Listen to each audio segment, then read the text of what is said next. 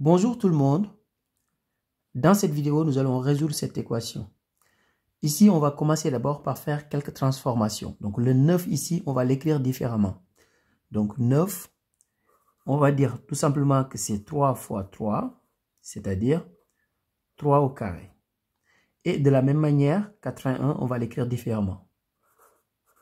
Donc, c'est 3 fois 3 fois 3 fois 3, c'est-à-dire 3 puissance 4. Donc ici, je vais avoir 3 puissance x carré sur... Donc maintenant, 9, je vais l'écrire sous cette forme-là. Donc c'est-à-dire 3 au carré. Donc 3 au carré, le tout puissance x. Donc qui est égal à... Donc 81, de la même manière, je l'écris comme ça. 3 puissance 4. Donc à partir de là, je vais appliquer une propriété ici. Donc ici, au niveau du dénominateur, je vais appliquer une propriété. Donc, a à la puissance n, le tout à la puissance p, c'est égal à a à la puissance n fois p. Donc, ici, je vais avoir donc 3 puissance x carré sur... Donc, ici, je vais avoir 3 puissance n fois p, c'est-à-dire 3 puissance 2 fois x, qui est égal à 2x. Donc, 3 puissance 2x. Donc, qui est égal à 3 puissance 4. Donc, à partir de là, j'utilise encore une autre propriété. A à la puissance n sur a à la puissance p, c'est égal à a à la puissance n moins p. Donc, je vais l'appliquer ici avec a qui est égal à 3 et n x carré p 2x. Donc, ici, je vais avoir 3 à la puissance, donc n moins p, c'est-à-dire x carré moins 2x. Donc, qui est égal à 3 puissance 4. Donc, ici, maintenant, on a exactement la même base. Ici, on a 3. Là aussi, on a 3. Donc, ça veut dire quoi? Ça veut dire tout simplement que les exposants sont égaux. Ça veut dire que x carré moins 2x est tout simplement égal à 4. Donc, je vais l'écrire ici sur le côté.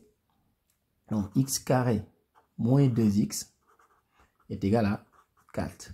Donc ici, le 4 maintenant, je vais le mettre dans le premier membre. Comme ça, on va maintenant utiliser le discriminant.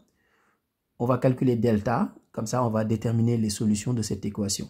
Donc ici, x carré moins 2x, donc moins 4 est égal à 0.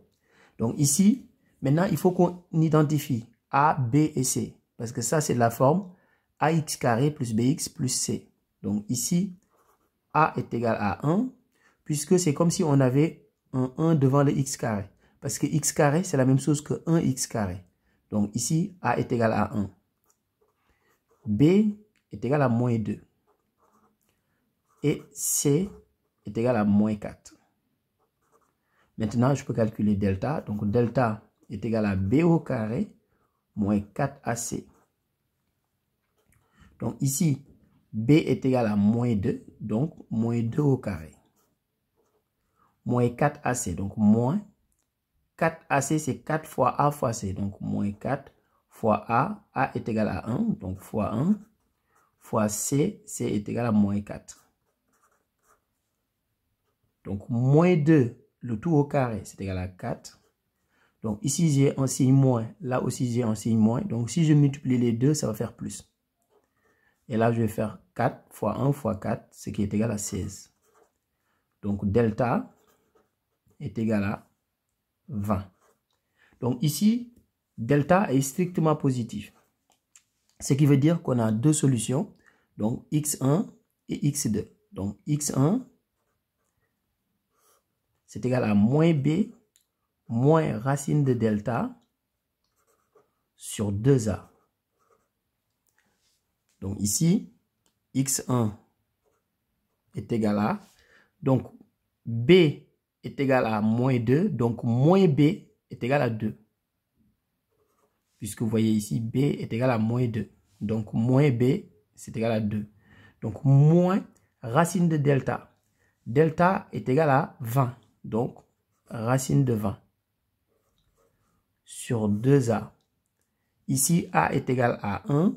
Donc, 2a, c'est 2 fois a. Donc, 2 fois 1, c'est égal à 2.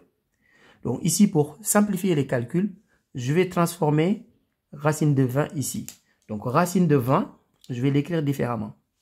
Donc, racine de 20, c'est égal à racine de 4 fois 5, puisque 4 fois 5 est égal à 20.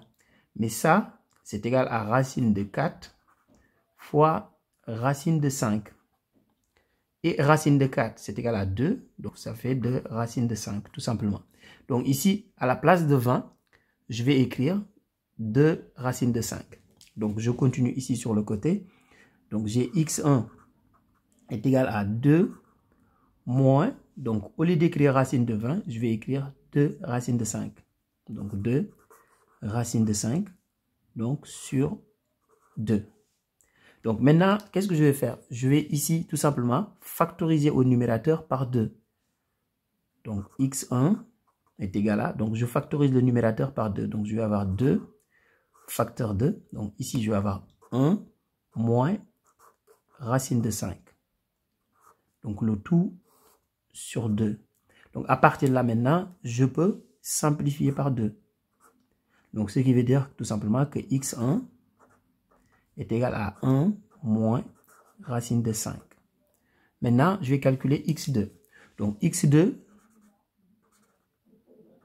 ça va être exactement la même chose, sauf que ici, à la place de moins, je vais avoir plus.